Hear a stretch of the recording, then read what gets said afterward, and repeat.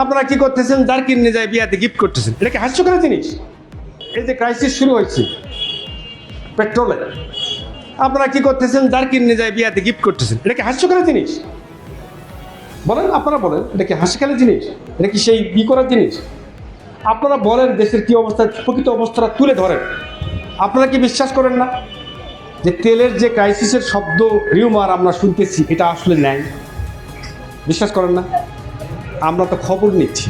আমি কোন ডিপোর থেকে তেল নিচ্ছে, কোন পাম্পে তেল যাচ্ছে, কত পাইছে, গত বছর কত পাইছিল, গত মাসে কত পাইছিল, কই ডিফারেন্স তো নেই।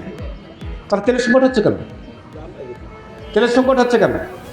আমাদের মগজে ঢুকছে ওই যে যুদ্ধ লাগছে, এখনও আমাকে 3 মাস মোটরসাইকেল চালাতেই হবে, যুদ্ধ হোক আর যাই হোক, আমাকে কিন্তু 3 মাস নিরবচ্ছিন্ন মোটরসাইকেল চালাতেই হবে। প্রয়োজনে 3 বছরের জন্য পেট্রোল সংরক্ষণ করে ওটা যদি পুড়ে পানি হয়ে যায় তাও যাক, কিন্তু আমাকে সংরক্ষণ করতেই হবে। হেরা যায় তেল নিয়ে আসতেছে, ঢুকায় রাখতেছে, আবার যায় তেল নিয়ে আসতেছে।